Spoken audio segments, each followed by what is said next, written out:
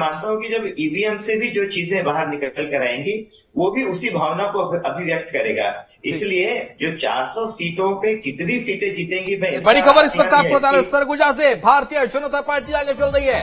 BJP प्रत्याशी सरगुजा से आगे चल रहे हैं। बड़ा अपडेट इस वक्त न्यूज स्टेट पर आपको दे रहे हैं। सरगुजा से बीजेपी प्रत्याशी आगे चल रहे हैं। लगातार बढ़त बनाए हुए हैं बीजेपी प्रत्याशी। पोस्टल बैलेट की गिनती चल रही है और देखिए अब ईवीएम की गिनती भी मुझे लगता है लोकेंद्र शुरू हो गई होगी।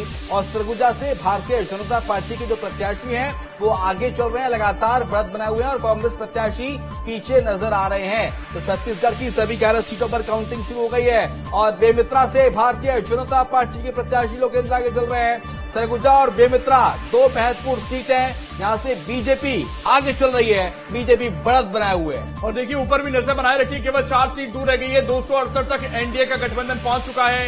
इंडिया भी 93 तक पहुंचा है और अदर्स केवल 18 तक अभी पहुंचे हैं। तो इस वक्त जो लहर है वो पूरे उत्तर भारत से लेकर दक्षिण भारत तक दिख रही है, क्योंकि आप नीचे जब टैली देखेंगे राज्यवार तो वहां पर आपको दिखेगा पश्चिम बंगाल, तेलंगाना और तमिलनाडु में भी यहां तक खाता खुलता हुआ दिख रहा है भारतीय जनता पार्टी का। पंजाब में बीजेपी का खाता खुलता हुआ दिख रहा है। पंजाब में लोकेंद्र देखिए आम आदमी पार्टी 2 सीटों पर बढ़त बनाए हुए नजर आ रही है। लेकिन पंजाब में जो बात कही जा रही है कि केजरीवाल इंडियन अलायंस के साथ नहीं है, अलग से चुनाव लड़ रहे हैं, सेपरेट होकर चुनाव लड़ रहे हैं। लेकिन प्रदीप तिवारी जी मैं आपसे जरा समझना चाहूंगा कि लोग कह रहे हैं कि साहब देखिए रतलाम से भारतीय जनता पार्टी आगे चल रही है, रतलाम से भी भारतीय जनता पार्टी आगे चल रही है। लेकिन प्रदीप तिवारी जी मैं आपसे समझना चाहूंगा कि लोग कह रहे हैं कि साहब जैसी काउंटिंग होगी पता चलेगा कि इंडिया अलायंस सरकार नहीं बना पा रहा है तो इंडिया अलायंस तो बिखर जाएगा। ये इंडिया अलायंस आज तक का ही है, बस आज के बाद बिखर जाएगा, शाम तक बिखर जाएगा।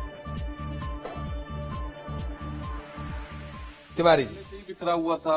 आप ममता बनर्जी को देखिए, जब भी बैठक की बात आई तो ममता बनर्जी नहीं पहुंचती थी। बिहार में आप देखिए तो क्या हुआ, उड़ीसा के मुख्यमंत्री गए ही नहीं। तो मुझे लगता है कि इंडिया अलायंस को पहले ही ये अनुभव था कि सरकार हम बनाने की स्थिति में नहीं आ पा रहे हैं।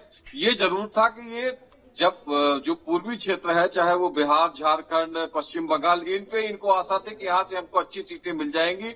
और ये जो क्षेत्रीय दल के साथ ये कांग्रेस गई थी, वो चाहे समाजवादी पार्टी हो और ये सब इन पार्टियों के साथ जब गई थी तो इनको ये लग रहा था कि इनका जो वोट बैंक है। मैं सर एक मिनट ये बता दूं जरूर कि जो टैली ऊपर चल रही है हमारी, उसमें 272 का जो मैजिकल फिगर है वहां पर एनडीए इस वक्त पहुंच चुका है।